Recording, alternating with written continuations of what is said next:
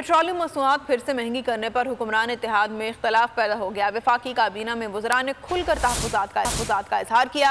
मुस्लिम league नून के अंदर से भी आवाज़ें उठने लगी। मरियम नवाज ने चचा की हुकूमत के ज़ालिमाना इक़दाम पर तनकीद कर दी। कहा, अवाम के साथ खड़ी हूँ, इस फैसले की तायद नहीं कर सकती। साबिक़ सदर आसिफ जरदारी ने कहा, हम अवाम को रिलीफ फराहम करने आए हैं, तकलीफ देने नहीं। इस तरह के फैसलों पर मुशावरत होनी चाहिए।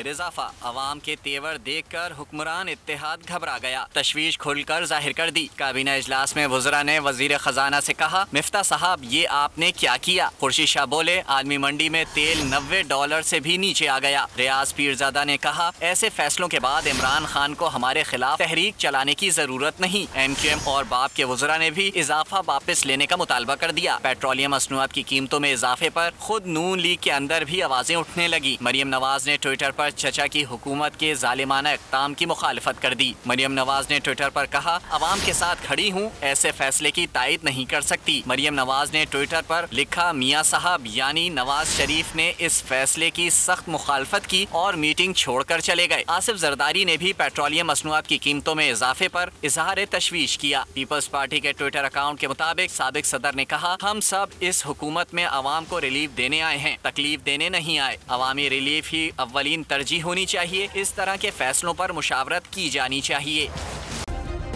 सब्सक्राइब करें और बेल दबाएं ताकि कोई खबर रह न जाए।